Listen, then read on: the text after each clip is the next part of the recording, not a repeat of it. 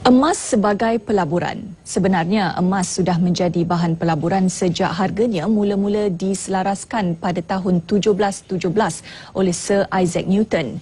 Pada tahun 1971, emas tidak lagi terikat dengan dolar Amerika dan diperdagangkan secara bebas.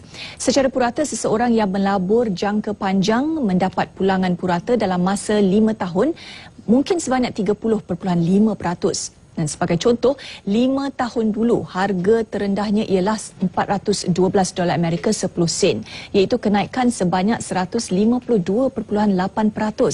Rasanya pelaburan di pasaran saham sendiri tidak boleh memperolehi keuntungan sebanyak itu. Tidak ramai yang sedar akan pulangan yang lumayan daripada pelaburan emas. Cara yang baik untuk melabur emas ialah dengan membeli shilling emas atau emas keping selain barang kemas. Bualbis hari ini, emas sebagai pelaburan alternatif bersama tetamu Encik Louis Ng, beliau adalah pengasas dan pengerusi eksekutif Public Gold Group. Terima kasih Cik Ng kerana sudi bersama kami di BIS Malaysia. Selamat datang ke BIS Malaysia. Baik, krisis keuangan yang mungkin sudah pun melalui fasa yang baik ya, telah pun mula meningkat. Ini membuatkan dunia kembali memperkatakan tentang penggunaan emas ini sebagai ganti mata wang. Jadi apa pandangan Cik Ng mengenai perkara ini? Okey, terlebih dahulu saya nak mengucapkan terima kasih atas RTM dengan Cik Hadrin bagi saya peluang untuk kita membincangkan sikit mengenai ini emas dan peranan emas dalam masalah yang ekonomi yang dia up down sangat kuat. So setakat ini krisis kewangan masa ini banyak sebabnya. So hari ini saya akan bincang dari aspek kewangan secara umum dan dari segi mata wang secara khasnya. Okay. So kalau kita nampak balik kita punya history of Malaysia atau ini dunia punya history selepas peperangan yang kedua, after World War II, so iaitu dari tahun 1945, 45 hingga 70, seluruh dunia mengalami perkembangan ekonomi yang tidak begitu pesat. Ini sebab pada masa itu kita punya mata wang, kita punya USD, kita punya ringgit, semua dia alat mengikat dengan emas fizikal. Pada masa itu ialah satu USD 35 ounces untuk USD lah. Dia ikat kat itu, itu standard sana. So selepas tahun 1971, Presiden Richard Nixon dia sudah keluarkan ikatan USD dengan itu fizikal emas. So pada masa itulah kita nampak dunia ekonomi berkembang dengan begitu pesat. Kalau dibanding dengan 20 tahun yang sebelum dia dipecahkan itu ikatan. Selepas dipecahkan itu ikatan, mereka boleh cetak ini wang bagi perkembangan.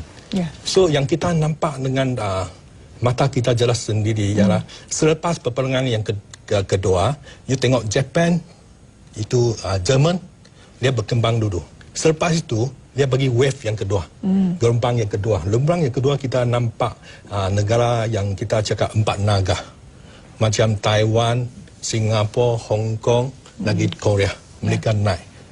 Selepas mereka ni empat negara ni, kita nampak Malaysia, Thailand, Indonesia kira wave yang ketiga. So, selepas wave yang ketiga, siapa ada? China, Vietnam. Kita sekarang tengok China, Vietnam. So lepas tu mungkin wave yang kelima ni kita nampak Laos, Burma. Dia gelombang dia main. Ini sebab mereka boleh cetak wang. Boleh bagi invest. Jadi kenapa emas tidak dijadikan sebagai mata wang utama? Kerana keuntungan ni. Kenapa ia tidak dijadikan sebagai ganti kepada mata wang? Dia akan. Sebab kita pada masa ini kita sudah dia ni fiat money ialah money yang tak terikat dengan fizikal emas. Dia sudah ada satu kesuntukan. Kesuntukan ialah disebabkan ini mereka boleh print sesuka hati. Macam 1.5 year ago, satu setengah tahun yang lepas, ini Federal Reserve. Dia itu bail out dia punya company, dia print 7 trillion. Tapi untuk pengetahuan, ini rakyat seluruh China mereka ambil 50 tahun baru ada reserve 1 trilion. Tapi dalam 1.5 year mereka print 7 trilion. Bermaksud ini wang mereka boleh cetak sesuka hati untuk tujuan yang tertentu. Tapi sebelum 1971 dia ini tak boleh sebab dia 35 USD dia mesti bayar dengan 1 ounce. Itu emas. Jadi negara dunia akan sepakat menjadikan emas sebagai ganti mata wang?